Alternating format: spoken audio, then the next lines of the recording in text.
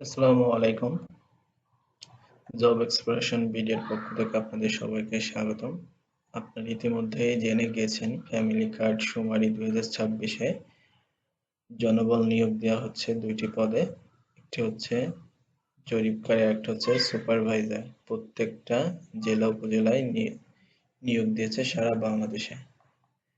তো আপনারা এই নিয়োগ বিজ্ঞপ্তি ফর্মটা, অ্যাপ্লিকেশন ফর্মটা কিভাবে পূরণ করবেন সেই বিষয়ে অনেকেই সন্দেহের মধ্যে রয়েছেন।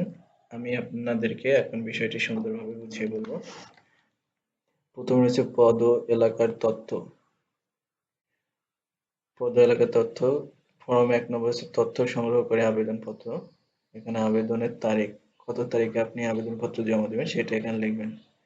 শুমারি বিভাগ নং, শুমারির জেলার নাম, উপজেলার নাম, গণনা। এখানে হচ্ছে আপনার বিভাগের নাম দিবেন, জেলার নাম দিবেন, উপজেলার নাম দিবেন, গণনা এলাকার এটা হচ্ছে আপনার গ্রামের নাম। তো এটা হচ্ছে আপনাদের দেওয়ার প্রয়োজন নেই, কারণ আপনাকে যদি সিলেক্টেড করে তখন আপনি কোন ওয়ার্ডের আন্ডারে কাজ করবেন সেটা এখানে উল্লেখ করে দিবেন। আবেদনকারী ব্যক্তির তথ্য, এখানে বাংলাতে লিখবেন পূর্ণ নাম, পিতার নাম লিখবেন, যদি আপনার হাজবেন্ড থাকে তাহলে হাজবেন্ডের নাম লিখবেন, মাতার নাম। এরপরে জন্ম তারিখ, এনআইডি কার্ড, মোবাইল নাম্বার। এখানে হচ্ছে জন্ম তারিখ দিবেন, এনআইডি কার্ড নাম্বার দিবেন, এরপর হচ্ছে মোবাইল নাম্বার দিবেন। স্থায়ী ঠিকানা, বর্তমান ঠিকানা আপনারা এনআইডি কার্ড অনুযায়ী দিবেন। লিঙ্গ আপনার যেটা সেটা সিলেক্ট করে দিবেন, ধর্ম দিবেন। শিক্ষাগত ও পেশাগত যোগ্যতা, শিক্ষাগত যোগ্যতা সত্যায়িত সনদ ও পেশাগত আইডি কার্ড বা প্রমাণযুক্ত করতে হবে। সর্বোচ্চ শিক্ষাগত যোগ্যতা, আপনি সর্বোচ্চ কোন পর্যন্ত পড়ালেখা করছেন সেটা দিবেন। এবার পরীক্ষার নাম ও পাশের সাল, ওই পরীক্ষার নামটা দিবেন, মানে সর্বশেষ শিক্ষাগত যোগ্যতা। এরপরে পাশের সালটাও দিবেন, শিক্ষা প্রতিষ্ঠানের নাম উল্লেখ করবেন। বর্তমান পেশা, আপনি যে পেশাতে আছেন সেটা উল্লেখ করবেন। পূর্বে কোনো জরিপ বা শুমারিতে অংশগ্রহণ করেছেন কিনা, হ্যাঁ না। এটা হচ্ছে অনেকেই বুঝে না বুঝে হ্যাঁ দিয়ে দিবেন, কিন্তু এটা হচ্ছে আপনাদেরকে বুঝে দিতে হবে যে আপনাদের এই জরিপ বিষয়ে পূর্বে কোনো অভিজ্ঞতা আছে নাকি। যদি না থাকে তাহলে না দিবেন, যদি হ্যাঁ থাকে হ্যাঁ। যদি হ্যাঁ থাকে তাহলে সেই জরিপের নাম দিবেন, কত সালে করেছিলেন সেটা দিতে হবে। প্রযুক্তিগত দক্ষতা, এখানে স্মার্টফোন বা ট্যাবলেট ব্যবহারের অভিজ্ঞতা। এই সেক্টরে বা এই সময়তে যারা কাজ করতে আগ্রহী তাদেরকে অবশ্যই ট্যাব বা স্মার্টফোন চালানোর জন্য যথাযথ দক্ষতা অর্জন থাকতে হবে। নিজস্ব স্মার্টফোন আছে কিনা, হ্যাঁ না দিবেন। ইন্টারনেট ব্যবহার অভিজ্ঞতা, হ্যাঁ না। ভাষাগত দক্ষতা, বাংলা ভাষার দক্ষতা, ইংরেজি ভাষার দক্ষতা, এটা আপনার নেই, স্বল্প মাধ্যম দক্ষ, যে যেই পজিশন আছে সেটা দিবেন।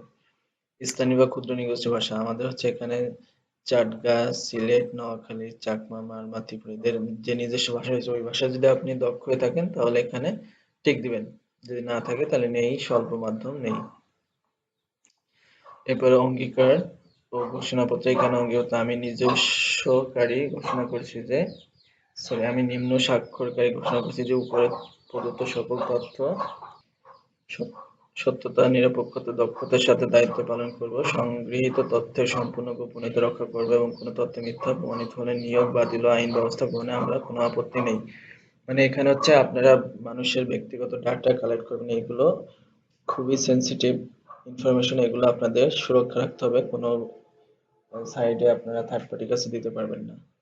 বা স্বাক্ষর তারিখ দিবেন, এখানে নিয়োগ কমিটি ব্যবহারের জন্য তারা এটা স্বাক্ষর দিবে। এরপর 2 নম্বরে আছে সুপারভাইজার আবেদন। এখানে সেম হচ্ছে শুমারি বিভাগ, জেলা, উপজেলার নাম।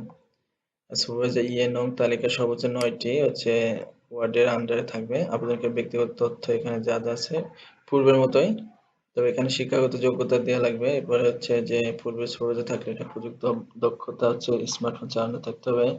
ওয়েব অ্যাপ্লিকেশন ব্যবহার দক্ষতা, এটা হচ্ছে আপনারা হয়তো অনেকে বুঝবেন না, এটা হচ্ছে আপনার বিভিন্ন ওয়েবসাইট অ্যাপস এর মাধ্যমে কাজ করতে হবে এবং সেখানে তথ্যগুলো ডাটা এন্ট্রি করতে হবে। নেতৃত্বের দক্ষতার স্ব-মূল্যায়ন, ১ দুর্বল, ৫ অত্যন্ত ভালো। এখানে হচ্ছে আপনাদের স্কোর দিতে হবে, ৫টা আছে এখানে, ১ থেকে ৫ আপনারা দিবেন। প্রত্যেকটা ঘরে যে দল নেতৃত্ব, মৌখিক যোগাযোগ, সমস্যা সমাধান, সময় ব্যবস্থাপনা, ডেটার মান নিয়ন্ত্রণ, মানে কিউসি বিষয়। এরপর অঙ্গীকারনামা, প্রতিদিন কিভাবে পরিদর্শন করব, ন্যূনতম 5 থেকে 10% পরিবার চেক করব, দৈনিক রিপোর্ট জমা দেব, তথ্য গোপনীয়তা বজায় রাখবো, স্বাক্ষর এগুলো দিতে হবে আপনার। তো এই হচ্ছে আপনার পুরো প্রক্রিয়া, আপনারা সঠিকভাবে তথ্যগুলো সাবমিট করবেন খুব দ্রুত সময়ের ভিতরে, কারণ বেশি সময় নেই, আজকে এবং কালকে হচ্ছে লাস্ট ডেট আছে। ধন্যবাদ সকলকে।